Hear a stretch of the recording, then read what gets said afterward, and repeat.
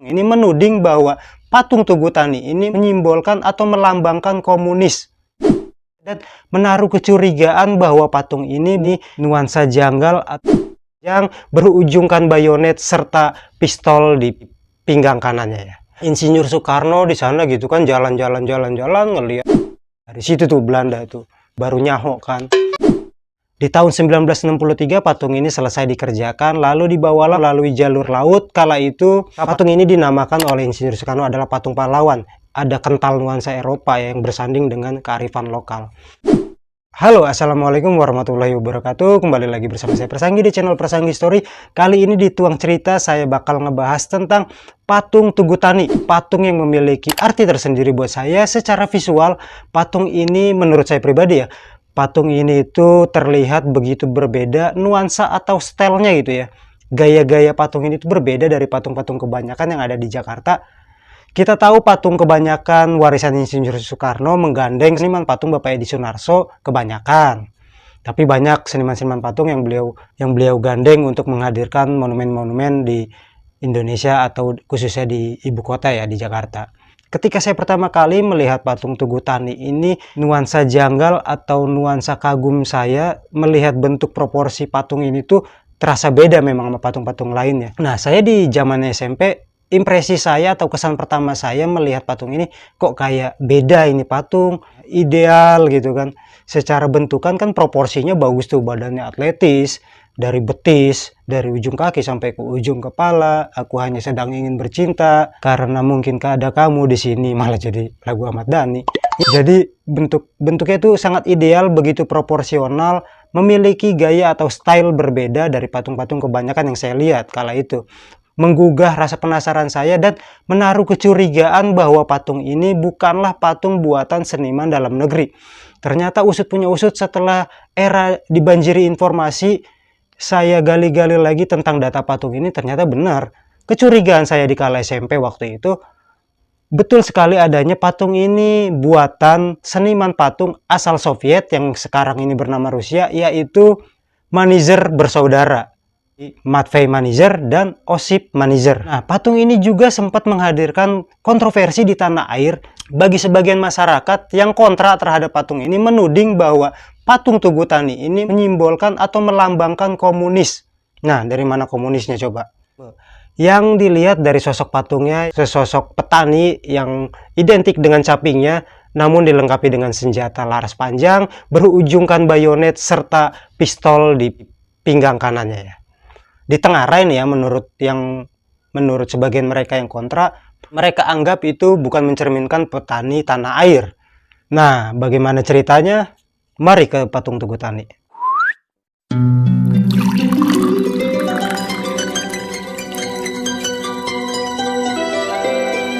Bantahan atas tudingan sebagian masyarakat yang menganggap patung ini adalah menyimbolkan komunis datang di era tahun 60-an, yaitu oleh Bapak Adam Malik.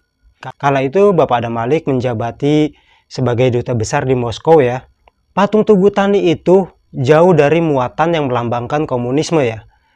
Bahkan ide dan gagasan dari patung Tugu Tani ini udah jauh sebelum gerakan G30 SPKI terjadi di Indonesia ya. Udah jauh sebelumnya.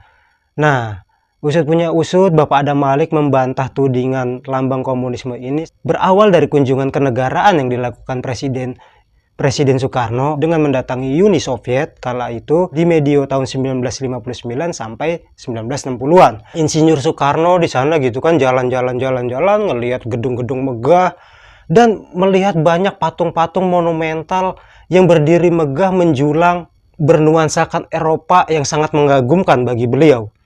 Kita tahu Bapak Insinyur Soekarno itu kan memiliki jiwa seni tinggi ya. Terbukti dari karya-karya warisan beliau berupa patung monumental dan karya-karya lainnya yang beliau wariskan di Nusantara ini. Jiwa seni beliau tergugah melihat patung-patung yang ada di sana. Maka dari sana Insinyur Soekarno pun terinspirasi ingin membuatkan patung monumental di tanah air dengan mengangkat kondisi situasi kala itu perjuangan ya. Didapatilah seniman patung asal Soviet, yaitu Manizer bersaudara, Matvei Manizer juga Osip Manizer. Berkonsultasi dan bercerita, akhirnya mereka para pematung dari Soviet ini bersedia mengerjakan proyek pesanannya Bapak Insinyur Soekarno yang ingin melambangkan sosok kepahlawanan perjuangan patung pemuda tanah air yang digambarkan siap ke medan pertempuran. Dan patung ini diplot atau diproyeksikan sebagai memperingati perjuangan pembebasan Irian Barat kala itu. Yang kala itu masih dikuasai oleh Belanda. Menurut Belanda nih di tahun itu, kenapa nggak mau ngelepas Belanda ke NKRI itu menurut Belanda? Karena dari perawakan saudara kita Papua itu sangat jauh beda dengan warga kebanyakan di tanah air ya. Maka Belanda menginginkan Papua atau Irian Barat itu mendirikan negaranya sendiri. Namun Soekarno nggak mau kalah. Beliau memutuskan untuk mengadakan PPRA, penentuan pendapat rakyat kala itu, yang dilakukan pada 14 Juli sampai 2 Agustus tahun 1969. Nah, dari sana ternyata PPRA ini atau penentuan pendapat rakyat ini menghasilkan kurang lebih 1025 warga Papua menginginkan Papua atau Irian Barat itu bergabung dengan NKRI, tidak ingin mendirikan negara tersendiri. Nah, dari situ tuh Belanda itu baru nyaho kan. Dari perjuangan pembebasan Irian Barat ini, Insinyur Soekarno terinspirasi untuk melambangkan kepahlawanan yang dilakukan pemuda-pemuda tanah air atas pembebasan Irian Barat ini dengan mengabadikannya dalam bentuk tugu atau patung. Lanjut cerita, Manizer Bersaudara pun begitu tertarik, begitu kagum tentang cerita perjuangan masyarakat Indonesia dalam pembebasan Irian Barat maupun perjuangan dalam meraih kemerdekaan ya. Maka sketsa gambar waktu itu Bapak Adam Malik bercerita, digambarkan sketsanya langsung oleh Bapak Insinyur Soekarno yang menggambarkan seorang ibu membawakan bekal kepada anaknya yang ingin bertempur di medan perang dengan merelakan ikhlas melepas anaknya ke medan perang. Digambarkan ibunya menyuapi perbekalan yang ada di piring nasi itu ya. Nah, patung ini dibuat di Moskow oleh Manizer Bersaudara. Di tahun 1963 patung ini selesai dikerjakan, lalu dibawalah dari Moskow ke Jakarta melalui jalur laut. Kala itu hingga detik ini patung Tugu Tani berdiri megah di kawasan Menteng, Jakarta Pusat, dekat stasiun Gambir. Nah, jadi sebenarnya tafsir yang kemarin menuai kontroversi itu yang menuding bahwa patung ini menggambarkan komunisme ternyata salah ya. Jauh dari unsur-unsur tersebut ya. Pertama, memang ide ini datang dari jauh-jauh hari, dan yang tadi cerita dari Insinyur Soekarno yang melakukan perjalanan ke Soviet, mengagumi karya arsitektur juga patung-patung monumental yang ada di sana, hingga menghubungi Manizer Bersaudara, maka terciptalah patung Tugu Tani ini dengan nuansa kearifan lokal, keadaan menggambarkan kondisi kala itu tentang kepahlawanan. Nah, maka patung ini dinamakan oleh Insinyur Soekarno adalah patung pahlawan, yang seiring berjalannya waktu masyarakat luas mengenal patung ini sebagai sebutan patung Tugu Tani. Nggak heran karena memang patung ini menggambarkan sosok yang identik dengan petani, dengan caping yang digunakannya itu menggambarkan jelas ini adalah menggambarkan sesosok seorang petani ya. Buat saya pribadi, kesan pertama melihat patung ini dengan karakteristik yang bernuansa Eropa begini, dengan proporsi yang sangat ideal menurut saya ya, menggambarkan petani bentuknya atletis gitu ya, bagian anatomi tubuhnya itu sangat atletis, nuansa-nuansa Eropa lah dari sisi style atau gaya halus-halus itu. Menurut saya pribadi kayaknya nuansanya memang ada kental nuansa Eropa ya, yang bersanding dengan kearifan lokal.